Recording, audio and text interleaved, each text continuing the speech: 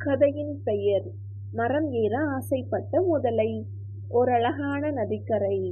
அந்த நதியில் முத்து என்று ஒரு பெரிய முதலை வாழ்ந்து வந்தது. முதலை தண்ணீருக்குள் இருந்தால் அதுதான் ராஜா. மிக வேகமாக நீந்தும்.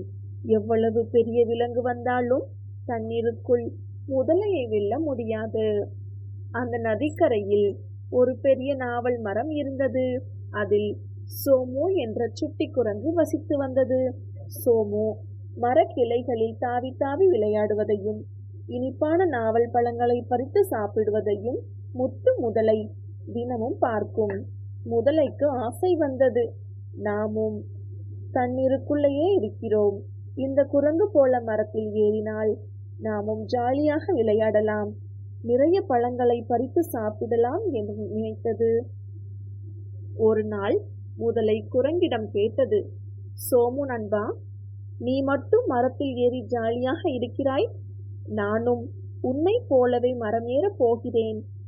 குரங்கு பதறிப்போய் சொன்னது, முதலை அண்ணா, வேண்டாம் வேண்டாம், உங்கள் உடல் எடைக்கு நீங்கள் மரம் ஏற முடியாது. தண்ணீர் தான் உங்களுக்கு பாதுகாப்பு. உங்களுக்கு வராத வேலையை செய்யாதீர்கள். ஆனால் முதலை அதை கேட்கவில்லை. என்னால் முடியாதது எதுவுமில்லை என்று சொல்லிவிட்டு கரையில் இருந்து அந்த மரத்தின் மீது ஏற முயற்சி செய்தது.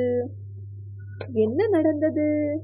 முதலை தனது கனமான உடலை தூக்கி கொண்டு மரத்தின் தண்டு பகுதியில் பிடித்து ஏற முயன்றது. அதன் வலுவழுப்பான வயிறு மரத்தில் நிற்கவில்லை. அதன் கால்கள் கிளைகளை பிடிக்க முடியவில்லை. சற்று மேலே ஏறியதுதான் தாமதம். தொம் என்று பெரிய சத்தத்துடன் முதலை கீழே விழுந்தது. முதலைக்கு முதுகில் நல்ல அடி. வலிக்க தொடங்கியது. ஐயோ அம்மா என்று கத்தியது. சோமு குரங்கு கீழே இறங்கி வந்தது. முதலையண்ணா, நான் தான் முதலிலே சொன்னேனே, மீனுக்கு நீந்துவது அழகு, பறவைக்கு பறப்பது அழகு, குரங்குக்கு மரம் ஏறுவது அழகு, ஆனால் முதலைக்கு தண்ணீரில் வாழ்வதுதான் வலிமை. மரம் ஏறுவது உங்கள் இயல்பு இல்லை அண்ணா.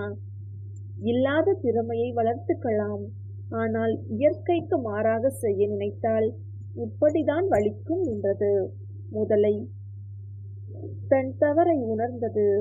இனிமேல் எனக்கு பொருந்தாத ஆசையே வேண்டாம் என்று சொல்லிவிட்டு அமைதியாக தண்ணீருக்குள் சென்று மகிழ்ச்சியாக வாழ்ந்தது. நீதி: இயல்பு அல்லாதன செய்யேல்.